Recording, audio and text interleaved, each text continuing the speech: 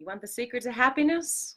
Hi, I'm Ann Margaret with this week's Sacred Sunday to raise the vibration of your body, mind, and spirit. Thanks so much for joining me. In this 15-minute talk, I'm going to be going over what gets in the way of our happiness and how it relates to boundaries, how it leads to autonomy in our relationships, not only our personal relationships, but our professional relationships. And then I'm going to end with 3 questions for you to ask yourself to help you get back into your vibrational alignment immediately when you figure out that you're off or you've lost your autonomy in some way. All right, let's get started.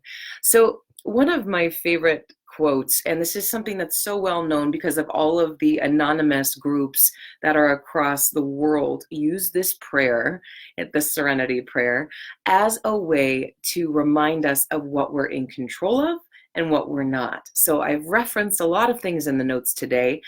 We're going through a very challenging time collectively in relationship to our health. A lot of fear is going around. So we're not going to just talk today about emotional boundaries or energetic boundaries, but also about physical boundaries. How can we protect ourselves, quite literally physically as well, from the viruses in our life, and specifically the coronavirus that's happening right now. Also, we'll address how some things in our life become viruses energetically rather than just physically. So this beautiful prayer, the Serenity Prayer, it says, God or Lord, or however you want to connect to that energy, grant me the serenity to accept the things I cannot change, the courage to change the things I can, and the wisdom to know the difference.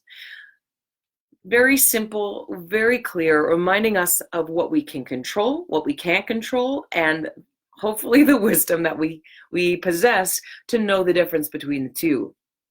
Every single day, millions of people who attend these anonymous group meetings repeat this prayer as a mantra to remind themselves of this very thing. And really what it boils down to in our relationships is autonomy, is boundaries, what we can control, what we can't control, and being empowered by what we can, and making those lasting differences in our lives.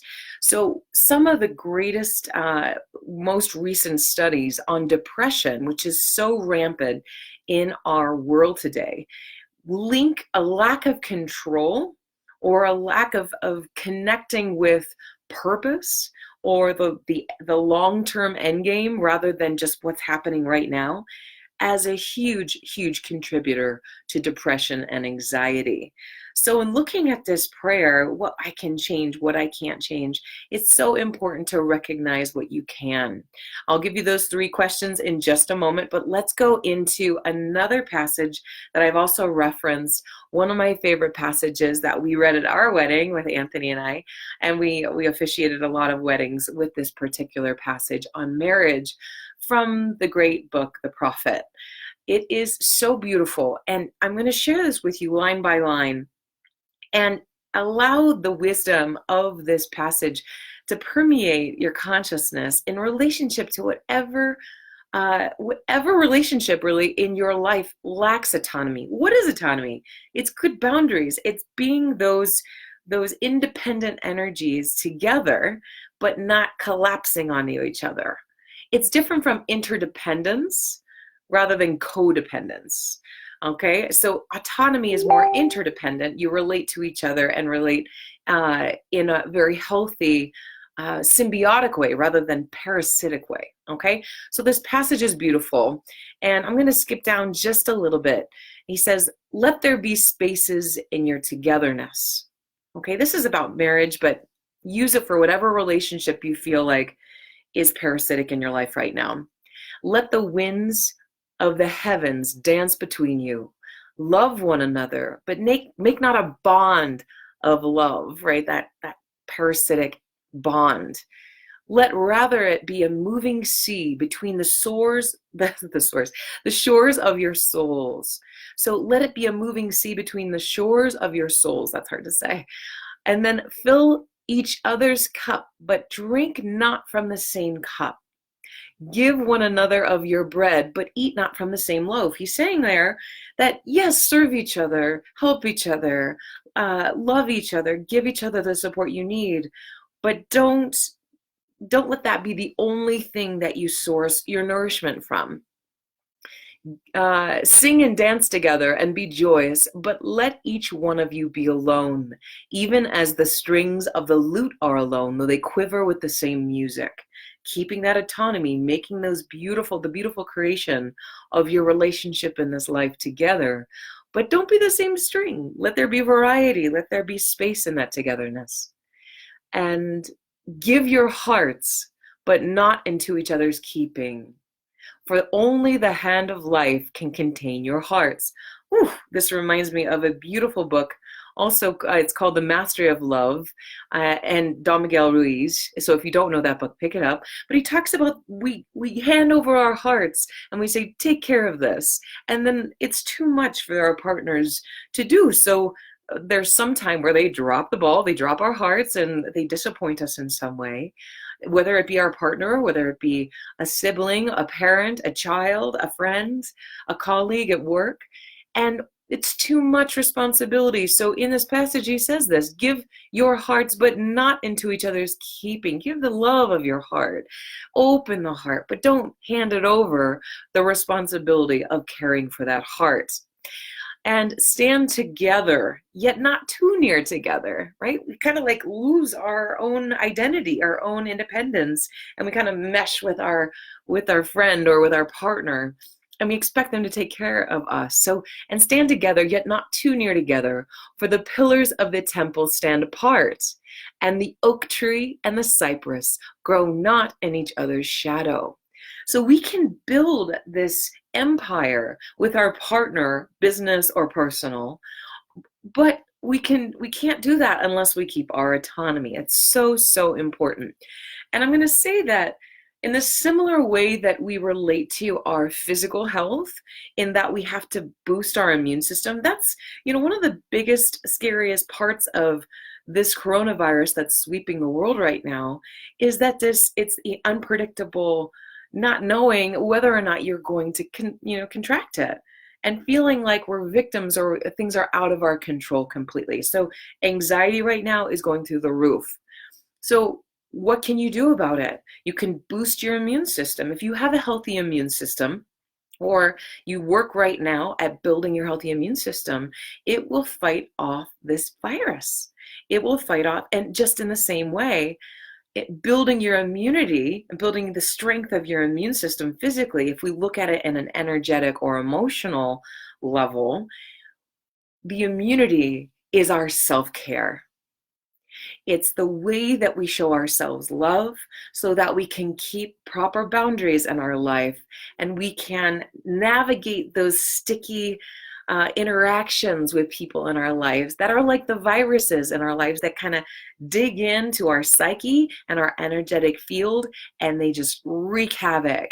They go into those energetic cells and they just corrode them and spread them all around. And we know negative thinking leads to more negative thinking, and it's like a virus. Okay, so what can we do about this? All right, I promised you a few questions, and we're about to get there, of 3 things you can ask yourself. But first, I'm going to tell you about the physical things you can do to strengthen your immune system. Number 1, stop stressing. It seems so counterintuitive when you've got all this havoc going on and reaching far and wide and watching the news. But detach from those stressful sources.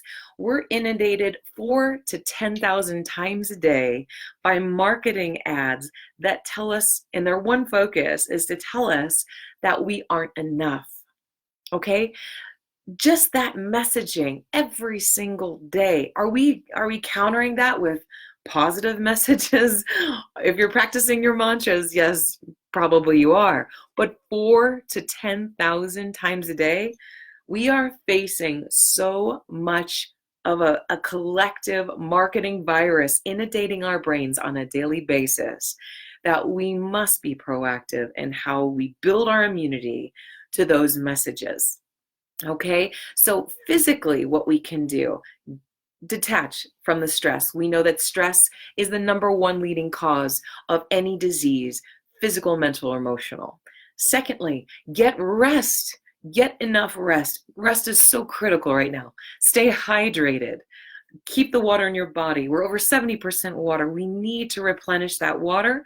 Bless the water before you drink it, or get a great filtration system like Berkey and let that filter your water so you know that you're flushing your body physically as well as mentally and emotionally. And the other things that you can do, I've included links in the notes for today. You can use essential oils to boost your immunity naturally. I have included On Guard that you can diffuse. Clove is the #1 antioxidant on the planet, the natural antioxidant. If you diffuse this On Guard oil, which has a lot of clove in it and other great healing properties, it will kill the airborne bacteria around you. It's an incredible resource of aromatherapy. Secondly, you can use On Guard hand sanitizer instead of the gel, the antibacterial gel that kills all of the healthy bacteria as well as the bad bacteria. Get the hand sanitizer spray. Also, Melaleuca oil, tea tree oil is a great one. It's the oil of energetic boundaries. Put a little on your solar plexus, which is where we get energetic dysfunctional relationships with the people in our lives. And then also right behind the neck is a lovely place to put that Melaleuca oil, okay? So physically, those are a few tips you can do to protect yourself, especially right now, not only physically, but energetically as well with that Melaleuca oil. Now let's go a little further. Okay, so energetic immunity is building our self-care, building our self-love. Sometimes we put our neck out there way too far, oof, and we get it, don't we? We get slapped, we get hit, we get violated in some way when we're trying to open our hearts to others. Here's the thing. We need to ask ourselves, what can I control? Look at the situation in the relationship. What can I control? Second thing, where can I stop fighting? And I'm going to do a whole live about this, about, eliminating that fighting mentality, coming back to what are the things worthy of your fight, okay? Third thing, how can I fulfill my own needs? That's it. Very simple, but very challenging because we get addicted to the drama, don't we? So #1, what can I control? Make you a list even outside of your brain on paper. Where can I stop fighting? And third, how can I fulfill my own needs? All right, so keep that in mind this week. I want you to really work on not only building your physical immunity so that you can combat this coronavirus. If you get it, it's okay. If you get it, your immune system will fight it off, but you have to have a healthy immune system. All right, and then energetically ask these 3 questions in those toxic exchanges, those parasitic relationships, okay? Be responsible for your own energy. All right, let's pick the cards now. And if you guys are also interested, I do couples counseling. I love it. It's one of the things I love the most, as well as one-on-one. It's all virtual, so you can participate anywhere in the world. Email me if you're interested in that. Let's pick our archetype card for today. Ooh, Scribe. I think this card, pulling this card today, is really stressing the importance of writing this down, getting it outside of your brain, because we can fall very quickly back into our old patterns. And we're all addicts, guys, not just people who attend anonymous meetings. We are all addicted to drama, to negativity, to parasitic relationships. Write it down. I think that's the main message of this card today. And let it pick a goddess card. These intuition cards just pull out of our subconscious what we're not seeing. Ah, beautiful. Kuan Yin, compassion. All right. It's a beautiful card. It's a beautiful goddess. Release judgments about yourself and others and focus on the love and light that is within everyone. When we let go of something that we're addicted to, a negative behavior, we must replace it with a positive one. And the more that we feed our brains with it, the more our brains are able to make this a second nature for us, our go-to rather than the negativity. So this week, practice those 3 questions. Get those oils to protect your physical and energetic bodies, And remember, see the light within everyone. That's what namaste means at the end of every yoga class. All right, recognizing that light within everyone. And thank you so much for joining me. Feel free to share this video to help raise someone else's vibration. And thank you for joining me this week's Sacred Sunday. And until next time, keep raising the vibration, everybody. Bye-bye.